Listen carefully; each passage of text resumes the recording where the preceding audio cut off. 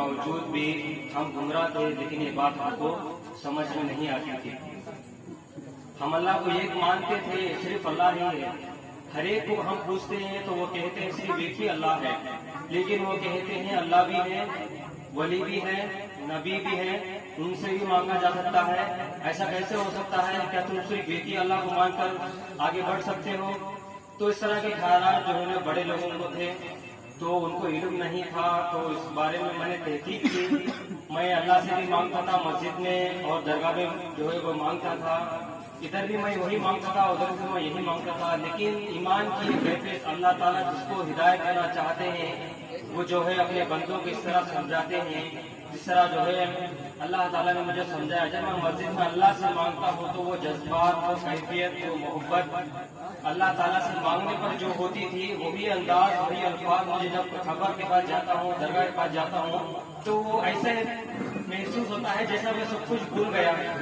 مثال کے طور پر کوئی شخص ایگزام لکھنے کے لیے بہت پریپیئر ہوا ہے، لیکن جب ایگزام لکھنے کا موقع آیا ہے تو اس کو ٹینشن کی وجہ سے یا وہ بھول جاتا ہے۔ تو اسی طرح میرے سارے جذبات غائب تھے۔ مجھے سمجھ میں نہیں آ رہا تھا کہ بعض لوگ یہ کہہ رہے کہ صرف اللہ سے مانگو، بعض لوگ کہہ رہے کہ ولی سے مانگو۔ تو میں نے اللہ سے دعا کی، اللہ کون سا راستہ ہے تو مجھے ہدایت دے، تو مجھے سمجھا دے، مجھے سمجھ میں نہیں آ رہا ہے میں کیا کروں۔ اس کے بعد اللہ سے میں باتیں کیا کرتا تھا، تنہائی میں اللہ سے میری دوستی تھی کہ اللہ تعالیٰ کے بہت سارے 100 نام ہے، اس میں سے ترجمہ ہے کہ اللہ بہت بڑا دوست ہے۔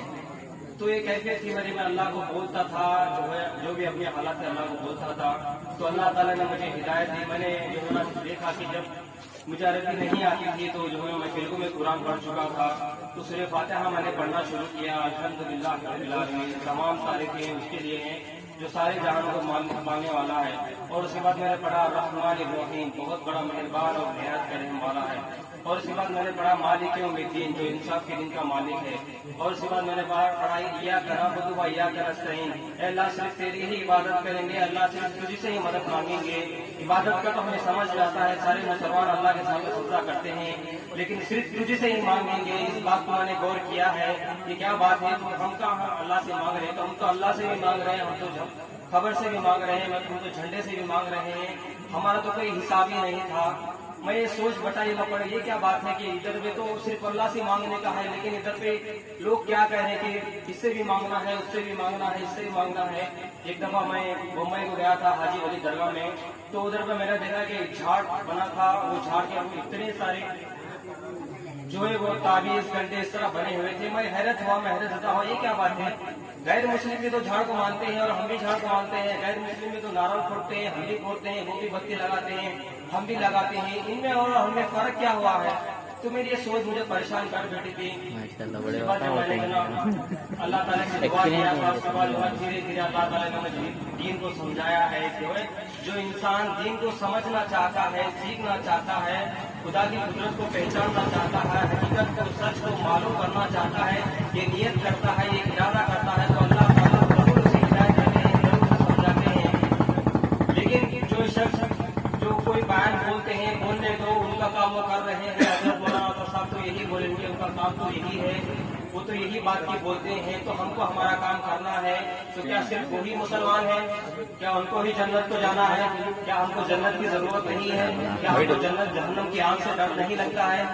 چھوٹا سا ہماری ماں اور بہنیں گیس سکھاتے ہیں، چولہا سکھاتے ہیں، چھوٹا سا ان کی آنکھ پر پھٹ جائے تو تکلیف سے جو نا ان کا چیخ نکل آتی ہے، اتنا زیادہ درد ہوتا ہے، اتنا برداشت نہیں کر سکتے، سارا جسم بے چین ہوتا ہے۔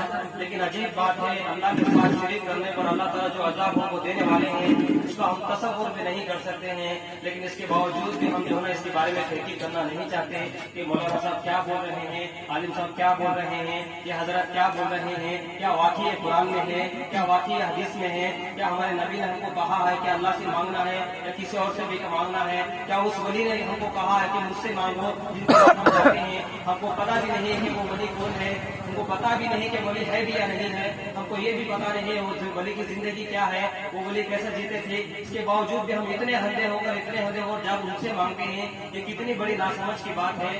تو میں نے اس بات پر غور کیا ہے، اللہ نے اپنے کلام میں فرمایا ہے کہ مجھ سے مانگو، نبی نے ساری زندگی اللہ سے مانگے ہیں اور صحابہ رضی اللہ تعالیٰ نے ساری زندگی جو ہے اللہ سے مانگ کر لے ہیں، تو بھی یہ ولیوں سے مانگنا، کسی اور سے مانگنا، یہ کہاں سے ہو گیا ہے؟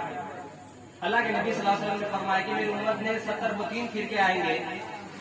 تو صحابہ نے پوچھا کہ کون سا فرقہ جنت میں جائے گا؟ صرف ایک ہی جائے گا. تو کون سا آئے گا؟ میرے اور میرے صحابہ کے طریقے میں.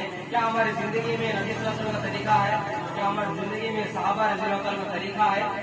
تو پھر ہم کیسے جنت میں منتقل ہو گئے؟ ہم کیسے مطمئن ہو گئے؟